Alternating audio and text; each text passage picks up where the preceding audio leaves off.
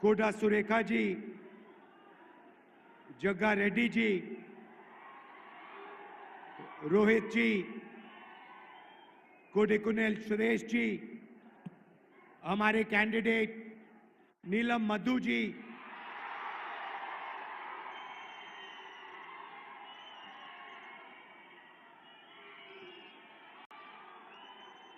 Stage पे Congress party के वरिष्ठ नेता,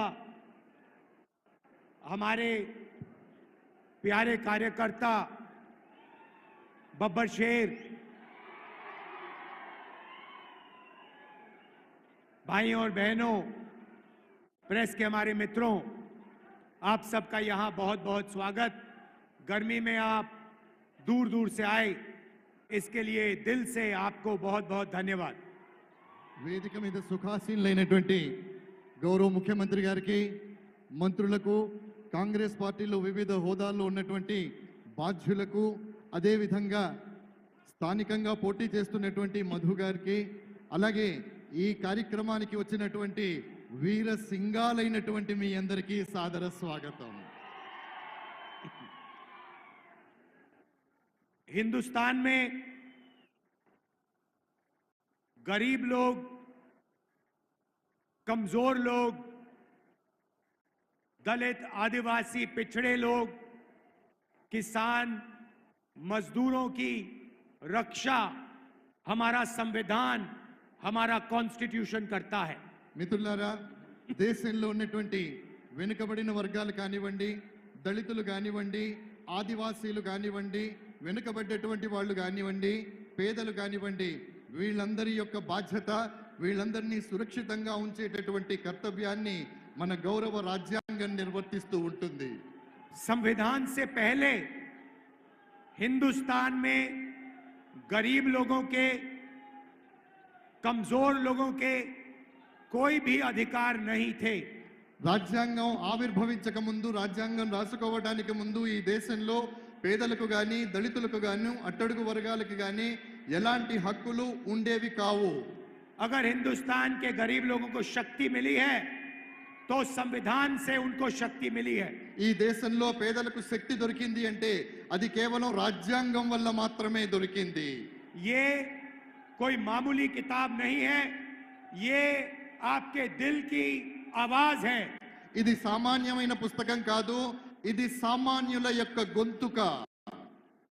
इसके लिए कांग्रेस पार्टी और हिंदुस्तान के करोड़ों लोगों ने लड़कर, अपना खून देकर इसको बनाया है। ఈ పుస్తకం సామాన్యమైనటువంటిది కాదు। ఈ పుస్తకాన్ని మన కోసం మనం ఆవిష్కరించుకోవడానికి ఈ దేశంలో వేలాది మంది, లక్షలాది మంది తమ ప్రాణాలను తృణప్రాయంగా త్యజించి రక్తాన్ని ధారపోసి ఈ పుస్తకాన్ని రూపొందించుకున్నారు। गांधी जी, अंबेडकर जी, नेहरू जी, इन लोगों ने सालों लड़ाई कर कर, खून पसीना देकर हिंदुस्तान की जनता के साथ ये किताब बनाई।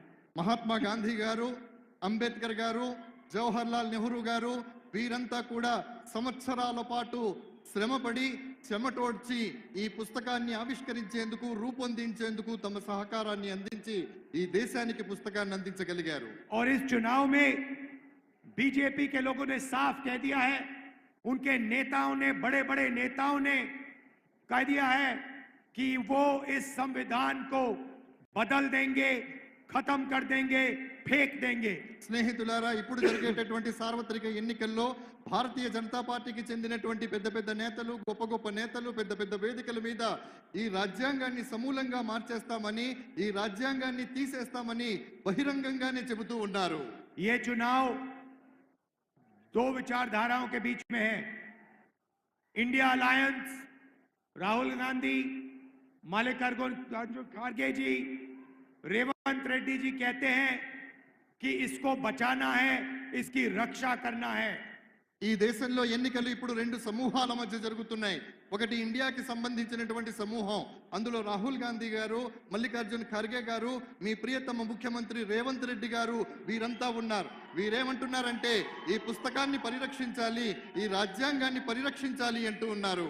और नरेंद्र मोदी, अमित शाह, आरएसएस के नेता कहते हैं इस किताब को बदल दिया जाए, इसको फेंक दिया जाए। నరేంద్ర మోడీ గారు అలాగే ఆర్ఎస్ఎస్ మిత్రులు ఏమంటున్నారంటే ఈ పుస్తకాన్ని సమూలంగా తీసేయాలి, ఈ పుస్తకాన్ని పూర్తిగా మార్చేయాలి అంటూ ఉన్నారు. हम इस किताब की रक्षा करेंगे।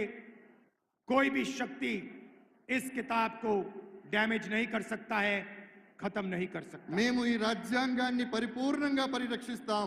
ఏ శక్తి కూడా ఈ రాజ్యాంగాన్ని మార్చడంలో కానీ సమూలంగా తీసివేయడంలో కానీ ఏమాత్రం సాహసించలేదు.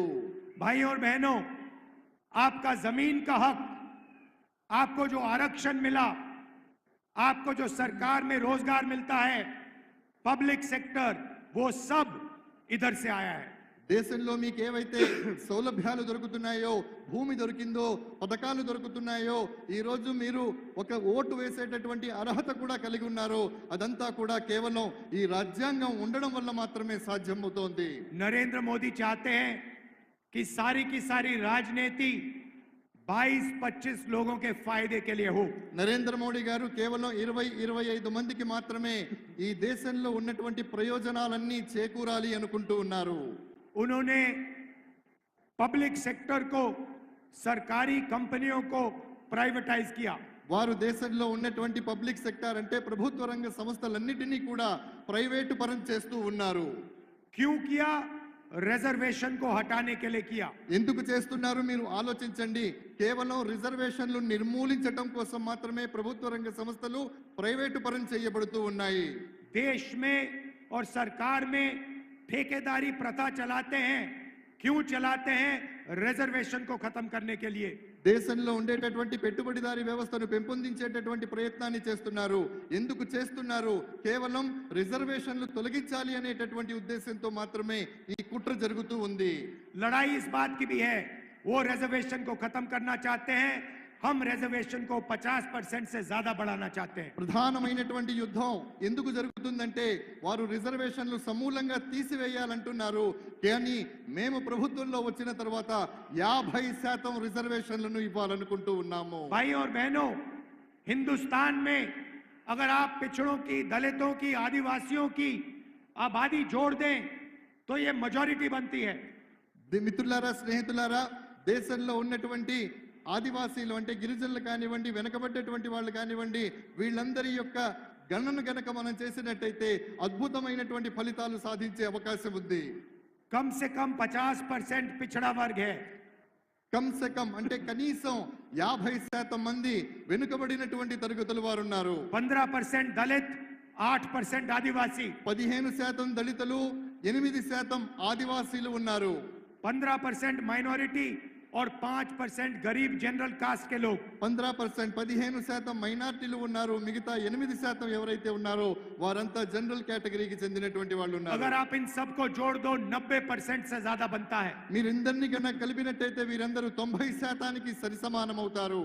मगर इन लोगों को हिंदुस्तान में भागीदारी नहीं मिलती। కానీ భారతదేశంలో వీళ్ళకి ఎప్పుడూ భాగస్వామ్యం దొరకదు. इसीलिए हमने निर्णय लिया है कि जैसे तेलंगाना में जाति जनगणना हुआ, वैसे ही हिंदुस्तान में जाति जनगणना होने वाला है। కాబట్టి మేము ఒక దృఢమైనటువంటి నిర్ణయం తీసుకున్నాము. ఏ రకంగానైతే తెలంగాణలో కుల గణన జరిగిందో అదే విధంగా యావత్ దేశంలో కుల గణన చెయ్యాలి అనేటటువంటి సంకల్పంతో మేము ముందుకు సాగుతూ ఉన్నాం. हिंदुस्तान के दलितों को, आदिवासियों को, पिछड़ों को, गरीब जनरल कास्ट के लोगों को, माइनॉरिटीज को पता लगना चाहिए उनकी कितनी शक्ति है, उनकी कितनी आबादी है और उनकी कितनी भागीदारी मिल रही है। దళితులు కానివ్వండి, గిరిజనులు కానివ్వండి, ఆదివాసీలు కానివ్వండి, మైనార్టీలు కానివ్వండి, సామాన్యులు కానివ్వండి, వీళ్ళందరూ దేశంలో ఎంత శాతం ఉన్నారు అనేటటువంటి విషయం వారికి తెలియాలి. వాళ్ళ శక్తి ఏమిటో ఈ దేశంలో వాళ్ళకి తెలియాలి. और जाति जनगणना के बाद क्रांतिकारी राजनीति शुरू होगी। हिंदुस्तान की राजनीति हमेशा के लिए बदल जाएगी, क्योंकि एक गहरा सच हम सबके सामने दिखने लगेगा। స్నేహితులారా, కాబట్టి ఈ రకమైనటువంటిది జరిగినప్పుడు దేశంలో నిజమైనటువంటి రాజకీయం ప్రారంభమవుతోంది. ఒక ఉజ్వలమైనటువంటి రాజకీయ చైతన్యం వస్తోంది. ఆ రాజకీయ చైతన్యం రావాలి అనేటటువంటి ఉద్దేశంతోనే మేము ఆ దిశగా ప్రయత్నాలు చేస్తూ ఉన్నాము. 2-3% लोग हिंदुस्तान को चलाते हैं। सारी की सारी संस्थाएं उनके हाथ में हैं, सारी की सारी कंपनियां उनके हाथ में हैं, सरकार उनके हाथ में है। जाति जनगणना से पता लग जाए जाएगा, इसकी सच्चाई सारे हिंदुस्तान को पता लग जाएगी। కేవలం 2% మంది ఎవరైతే ఉన్నారో వాళ్ళ చేతుల్లోనే సంపద మొత్తం ఉంది. వాళ్ళే ఈ రోజు దేశాన్ని శాసిస్తున్నారు. ఎప్పుడైతే మనం జనగణన కులగణన చేస్తామో అప్పుడు నిజమైనటువంటి స్టాటిస్టిక్స్, నిజమైనటువంటి నిష్పత్తి బయటికి రావడం జరుగుతుంది. అప్పుడు మన శాతం ఎంత, మన వాటా ఎంత అనేటటువంటి విషయం మనకు అర్థమవుతుంది. भाइयों और बहनों, नरेंद्र मोदी जी ने अदानी जैसे लोगों के लिए काम किया। 10 साल हिंदुस्तान के airports, ports, infrastructure, defence industry सारी की सारी नरेंद्र मोदी जी ने अदानी को दी। స్నేహితులారా, నరేంద్ర మోడీ గారు గత 10 సంవత్సరాల కాలంలో చేసినటువంటి పరిపాలనలో ఎయిర్పోర్ట్లు, విమానాశ్రయాలు కానివ్వండి, నౌకాశ్రయాలు కానివ్వండి, దేశంలో ఉన్నటువంటి పెద్ద పెద్ద ప్రభుత్వ రంగ సంస్థలు కానివ్వండి, వీటన్నిటినీ కూడా ఆదానీ పరం చేస్తూ ఉన్న సంగతి మీరు గమనిస్తూనే ఉన్నారు. उन्होंने 22-25 अरबपति बनाए, अमीर लोगों को और अमीर किया। हालत यह है कि 22 लोगों के पास उतना ही धन है जितना 70 करोड़ हिंदुस्तानियों के हाथ में है। స్నేహితులారా, మిత్రులారా, నరేంద్ర మోడీ గారు 10 సంవత్సరాల తన పాలన కాలంలో కేవలం 20-25 మంది మాత్రమే మిలియనర్లను, ట్రిలియనర్లను చేయటం జరిగింది. భారతదేశంలో ఎంతమంది జనాభా ఉన్నారో అంతమంది జనాభా దగ్గర ఉండేటటువంటి సొత్తు ఈ రోజు అంతకంటే ఎక్కువ కేవలం దేశంలో 20-25 మంది చేతుల్లో మాత్రమే ఉంది. भाइयों और बहनों, उन्होंने 22 अरबपति बनाए।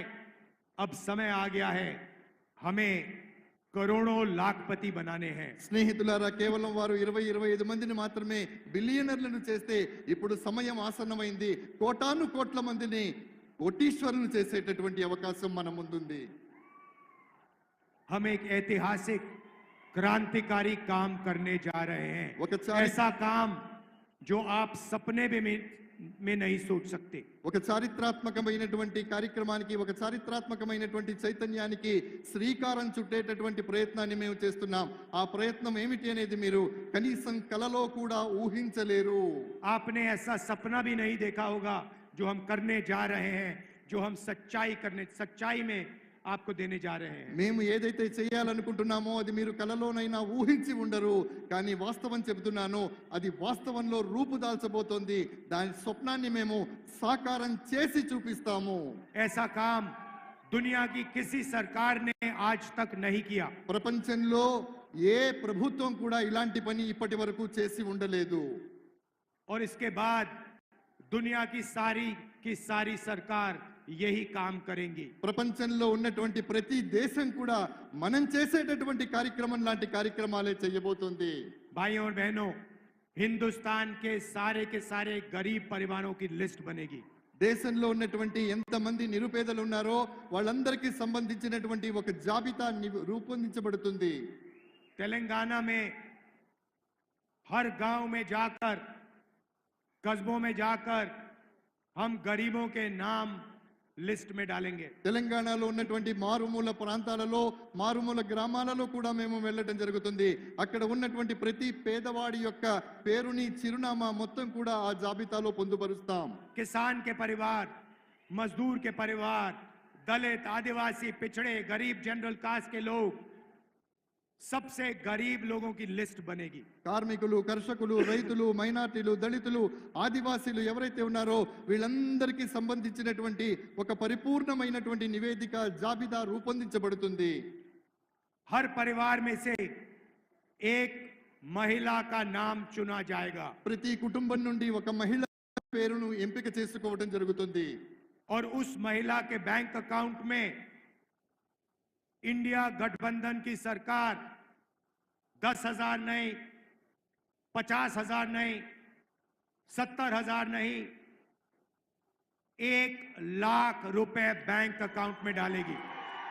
ఏ మహిళ పేరైతే మనం ఎంపిక చేసుకుంటామో ఆ మహిళ పేరిట బ్యాంకులో అకౌంట్ తీయించబడి అందులో 10,000 కాదు, 50,000 కాదు, 70,000 కాదు, పూర్తిగా 1 లక్ష రూపాయలు డిపాజిట్ చేయటం జరుగుతుంది. भाइयों और बहनों, आप समझिए, सोचिए क्या होने जा रहा है। करोड़ों परिवारों को हर महीने 8,500 रुपए खटाखट हर महीने मिलने जा रहे हैं। స్నేహితులారా, రాబోయేటటువంటి రోజుల్లో ఇండియా గెలుపొందిన తర్వాత అధికారంలోకి వచ్చిన తర్వాత దేశంలో ఉన్నటువంటి మహిళల బ్యాంకుల్లో 8,500 రూపాయలు ఖటాఖట్ ఖటాఖట్ ఖటాఖట్ గా జమ చేయబడతాయి. शिक्षा के लिए, स्वास्थ्य के लिए, भोजन के लिए पहली तारीख हर महीने आपके बैंक अकाउंट में 8,500 रुपए एक्स्ट्रा आएंगे. చదువు కోసం, వైద్యం కోసం ప్రతి నెల 8,500 రూపాయలు మీ అకౌంట్ లోకి రావటం జరుగుతుంది. महिलाओं के बैंक अकाउंट में ఆడవాళ్ళ మహిళల యొక్క బ్యాంక్ అకౌంట్లలో एक झटके से हिंदुस्तान में, तेलंगाना में गरीबी को हम मिटा देंगे. ఒక్క దెబ్బతో దేశంలో తెలంగాణలో పేదరికాన్ని సమూలంగా నిర్మూలించడం జరుగుతుంది. उसके बाद होगा क्या, मैं बताता हूं. आपके बैंक अकाउंट में पैसा आएगा, आप उस पैसे को खर्च करोगे. దాని తర్వాత జరగబోయేది ఏమిటో నేను చెప్తాను. మీకు బ్యాంక్ అకౌంట్ లో డబ్బులు పడతాయి, వాటిని మీరు ఖర్చు పెట్టేస్తారు. आप शर्ट, पैंट, दवाई ये चीजें खरीदोगे. మీరు ప్యాంటు కొంటారు, షర్ట్ కొంటారు, వైద్యం కొంటారు, ఇంకోటి కావాల్సినటువంటి మందులు మాకులు కొనుక్కుంటారు. और हिंदुस्तान की कंपनियां, छोटी छोटी कंपनियां, बड़ी कंपनियां ये माल बनाएंगी.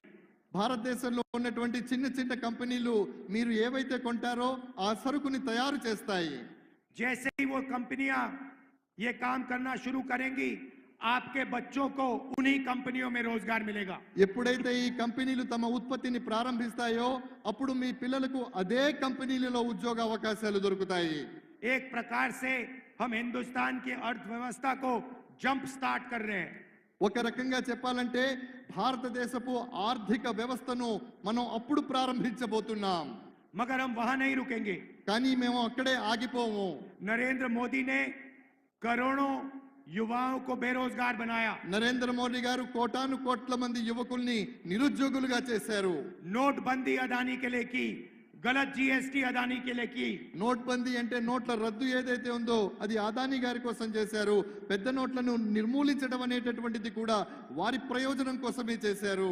अब हम एक नई योजना ला रहे हैं, पहली नौकरी पक्की. మేమిప్పుడు ఒక కొత్త యోజనతో అంటే పథకంతో వస్తున్నాం. పహలీ నౌకరీ పక్కి అంటే మొదటి ఉద్యోగం పక్కా, అది లెక్క. मतलब 1 साल के लिए इन कंपनियों में, पब्लिक सेक्टर में, प्राइवेट सेक्टर में, सरकारी अस्पतालों में, सरकारी ऑफिसेज में हिंदुस्तान के सारे बेरोजगार युवाओं को हम अधिकार देने जा रहे हैं. 1 साल की नौकरी, बेहतरीन ट्रेनिंग और 1 साल में 1 लाख रुपए आपके बैंक अकाउंट में. మిత్రులారా, ఏ రకంగానైతే చెప్పడం జరిగిందో అంటే ఈ కంపెనీలు ప్రారంభించిన తర్వాత అందులో యువకులకు, అది ప్రైవేట్ సెక్టార్ కావచ్చు, పబ్లిక్ సెక్టార్ కావచ్చు, అందులో ఉద్యోగం ఇవ్వడం జరుగుతుంది. 1 సంవత్సర కాలం పాటు వారు సంపాదించుకోవడానికి ఒక చక్కటి మార్గాన్ని నిర్దేశించడం జరుగుతుంది. भाइयों और बहनों, इंडिया की सरकार, इंडिया गठबंधन की सरकार 4 जून को बनेगी. స్నేహితులారా, ఇండియా సర్కార్ అంటే ఏ సంఘటనతో అయితే మనం పోరాటం చేస్తున్నామో ఎన్నికల్లో, సార్వత్రిక ఎన్నికల్లో, ఆ ప్రభుత్వం 7వ తారీఖు జూన్న వ్యవస్థీకృతం అవుతోంది. గట్టిగా ఒకసారి చప్పట్లు. 30 लाख सरकारी नौकरियां हैं जो नरेंद्र मोदी ने आपको नहीं दी. 30 లక్షల ప్రభుత్వ ఉద్యోగాలు ఉన్నాయి, వాటిని నరేంద్ర మోడీ గారు మీకు ఇవ్వలేదు. 15 अगस्त तक हम इन पे कार्रवाई करके ये जो नौकरियां हैं आपके हवाले शुरू कर देंगे, देना शुरू कर देंगे. స్నేహితులారా, 15 ఆగస్టు అంటే స్వాతంత్ర దినోత్సవం రోజు నాటికి 15 ఆగస్టు నాటికి ఈ ఉద్యోగాలు ఏవైతే ఉన్నాయో ఆ ఉద్యోగాలన్నిటినీ కూడా భర్తీ చేయటం జరుగుతుంది. भाइयों और बहनों, किसानों को नरेंद्र मोदी ने खूब तंग किया. మిత్రులారా, రైతులను నరేంద్ర మోడీ గారు చాలా వేధించారు. अरबपतियों का कर्जा माफ किया, किसानों का कर्जा माफ नहीं करते. కోటీశ్వర్లు ఎవరైతే ఉన్నారో, మిలియనర్లు ఎవరైతే ఉన్నారో వాళ్ళందరి యొక్క రుణాన్ని మాఫీ చేశారు, కానీ రైతుల రుణాలను మాత్రం మాఫీ చేయలేదు. हमारी सरकार आएगी, पहला काम किसानों का कर्जा माफ होगा. మా ప్రభుత్వం వచ్చిన వెంటనే మేము చేసే మొట్టమొదటి పని ఏదైతే ఉందో అది రైతుల యొక్క పరిపూర్ణమైనటువంటి రుణమాఫీ చేయబోతున్నాం. और आपको अनाज के लिए, धान के लिए, शुगर केन के लिए आज नरेंद्र मोदी सही दाम नहीं दिलवाते हैं। స్నేహితులారా, మనం పండించేటటువంటి ధాన్యానికి కానివ్వండి, ఇతరాతర పంటలకు కానివ్వండి, నరేంద్ర మోడీ గారు సరైనటువంటి వ్యవసాయ ఉత్పత్తులకు ఇవ్వాల్సినటువంటి ధరను ఇవ్వడం లేదు. हम कानूनी मिनिमम सपोर्ट प्राइस मतलब कानून के मुताबिक आपको अनाज के लिए, धान के लिए, शुगर केन के लिए कम से कम दाम गारंटी करके मिलेगा। చట్ట పరిధిలో మేము ఖచ్చితంగా మీరు పండించేటటువంటి వరకు కానివ్వండి, చెరుకుకు కానివ్వండి, చట్టబద్ధమైనటువంటి మద్దతు ధర ఖచ్చితంగా ఇప్పించి తీరుతాము. भाइयों और बहनों, मजदूरों को आज मनरेगा में 2250 रुपए मिलते हैं। స్నేహితులారా, మన్రేగా పథకంలో భాగంగా ఈ రోజు కార్మికులకు 250 రూపాయలు దొరుకుతూ ఉన్నాయి. सरकार आने के बाद उनको 400 रुपए मनरेगा के लिए मिलेंगे। అది వచ్చి ప్రభుత్వం వచ్చిన తర్వాత మన్రేగాలో భాగంగా 400 రూపాయలు కార్మికులకు ఇవ్వడం జరుగుతుంది. और जो आशा और आंगनवाड़ी में महिलाएं काम करती हैं, उनकी आमदनी हम दुगनी करने जा रहे हैं। ఎవరైతే ఆశాలో ఉన్నారో, అంగన్వాడీలో పనిచేస్తున్నటువంటి మహిళలు ఉన్నారో, వాళ్ళకు వచ్చేటటువంటి సంపాదన ఏదైతే ఉందో దాన్ని మేము రెట్టింపు చేస్తాము. గట్టిగా చప్పట్లు కొట్టండి బా. भाइयों और बहनों, मैं आपको साफ बताना चाहता हूं, స్నేహితులారా, సోదర సోదరీమణులారా, నేను మీకు స్పష్టంగా చెప్పాలనుకుంటున్నాను. एक लाइन में मैं आपको इंडिया सरकार के बारे में बताना चाहता हूं। కేవలం ఒకే ఒక పంక్తిలో, ఒకే ఒక లైన్లో, ఒకే ఒక వాక్యంలో నేను ఇండియా ప్రభుత్వాన్ని గురించి నేను చెప్పాలనుకుంటున్నాను. जितना पैसा नरेंद्र मोदी जी ने हिंदुस्तान के अरबपतियों को दिया है, उतना ही पैसा हम हिंदुस्तान के गरीब लोगों के बैंक अकाउंट में डालने जा रहे हैं। ఎంత సొమ్మైతే నరేంద్ర మోడీ గారు కోటీశ్వర్లకు, ధనవంతులకు, కుబేరులకు ఇచ్చారో అంత సొమ్మును మేము పేదల యొక్క బ్యాంకు అకౌంట్లలో వేస్తాము. अंत में भाइयों और बहनों, ये अंबेडकर जी का संविधान है, गांधी जी का संविधान है, इसकी हम सबको मिलकर रक्षा करनी है। స్నేహితులారా, నేను చేతిలో పట్టుకున్నటువంటి పుస్తకం ఏదైతే ఉందో అది అంబేద్కర్ గారు రాసినటువంటిది, గాంధీ గారి స్వప్నం. కాబట్టి ఆ పుస్తకాన్ని, ఆ సంవిధానం అంటే ఆ రాజ్యాంగాన్ని పరిరక్షించుకోవాల్సిన బాధ్యత ప్రతి భారతీయుడి మీద ఉంది. रिजर्वेशन की रक्षा करनी है, पब्लिक सेक्टर की रक्षा करनी है, किसानों, मजदूरों, बेरोजगार लोगों को की रक्षा करनी है। రిజర్వేషన్ల ఫలితంగా రిజర్వేషన్లను మనం కాపాడుకోవాలి. అదే విధంగా కార్మికుల్ని కాపాడుకోవాలి, కర్షకుల్ని కాపాడుకోవాలి, పేదవాళ్ళని కాపాడుకోవాలి. ఇవన్నీ కాపాడుకోవాలంటే మన రాజ్యాంగాన్ని మనం కాపాడుకోవాలి. तेलंगाना में रेवंत रेड्डी जी हैं, कांग्रेस पार्टी के नेता हैं। తెలంగాణ రాష్ట్రంలో రేవంత్ రెడ్డి గారు కాంగ్రెస్ పార్టీ యొక్క నాయకులు, మీ ముఖ్యమంత్రి. हमारी पूरी टीम यहाँ पे आपके लिए काम कर रही है। మా పరిపూర్ణమైనటువంటి టీం ఏదైతే ఉందో మొత్తం ఇక్కడ తెలంగాణలో మీకోసం పనిచేస్తుంది. 30,000 रोजगार दिए आपको, 3,000 మంది మీకోసం పనిచేస్తూ ఉన్నారు. 500 रुपए का गैस सिलेंडर, 500 రూపాయలకు మీకు గ్యాస్ సిలిండర్ దొరుకుతుంది. 10 लाख रुपए का हेल्थ इंश्योरेंस, 10 లక్షల రూపాయల యొక్క హెల్త్ ఇన్సూరెన్స్, ఆరోగ్య బీమా, महिलाओं को फ्री में बस ट्रांसपोर्ट, ఆడవాళ్లు తిరగడానికి ఉచితంగా బస్సు సౌకర్యం, 200 यूनिट फ्री बिजली, 200 యూనిట్ల ఉచిత విద్యుత్తు, రైతు భరోసా का पहला इंस्टॉलमेंट रिलीज किया, రైతు భరోసా ఏదైతే ఉందో మొదటి వాయిదా, మొదటి ఇన్స్టాల్మెంట్ ఏదైతే ఉందో దాన్ని విడుదల చేయడం జరిగింది. और पोडू जमीन, पोडू लैंड की इशू को रिजॉल्व कर रहे हैं। ఏదైతే పోడు భూముల సమస్య ఉందో దాని దిశగా కూడా ఆలోచించి దానికి కూడా సత్వర న్యాయం చేయబోతున్నాం. 15 अगस्त तक आपको 2 लाख रुपए का लोन वेवर मिल जाएगा। 15 ఆగస్టు నాటికి 2 లక్షల రూపాయలు మీ అందరికీ కూడా దొరుకుతాయి. यहाँ पे हमारी टीम काम कर रही है। दिल्ली में मैं आपका सिपाही हूं। ఇక్కడ మీ టీం పనిచేస్తూ ఉంది. ఢిల్లీలో నేను మీకు సైనికుడిలా పహారా కాస్తూ ఉన్నాను. जो भी तेलंगाना की जनता को जरूरत होगी, मैं आपके लिए दिल्ली में करने को तैयार हूं। తెలంగాణకి ఏది అవసరమో నేను ఢిల్లీలో మీకోసం చేయడానికి సిద్ధంగా ఉంటాను. आप सबका दिल से धन्यवाद करता हूं कि आप यहाँ आए, इतने प्यार से आपने मेरी बात सुनी। మీ అందరికీ మనస్ఫూర్తిగా ధన్యవాదాలు తెలియజేస్తున్నాను. ఇంత ప్రేమగా మీరు ఇక్కడికి వచ్చారు, నా మాట విన్నారు. नफरत के बाजार में मोहब्बत की दुकान खोलनी है। जय तेलंगाना, जय हिंद। దేశపు బజారులో ప్రేమ అనేటటువంటి దుకాణాన్ని తెరవడానికి మేము వచ్చాం. మీ అందరికీ ధన్యవాదాలు. నమస్తే.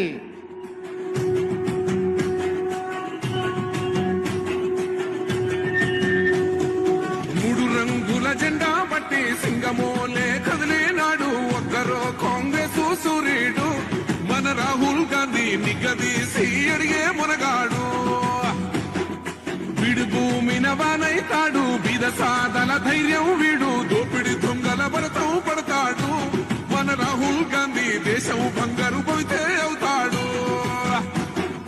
ఇందిరమ్మ సంక్షేమాలు సోనియమ్మ చేసిన మేలు స్వాతంత్రం తెచ్చిన పార్టీ తెలంగాణ ఇచ్చిన పార్టీ 3 రంగుల జెండా బట్టి సింగమో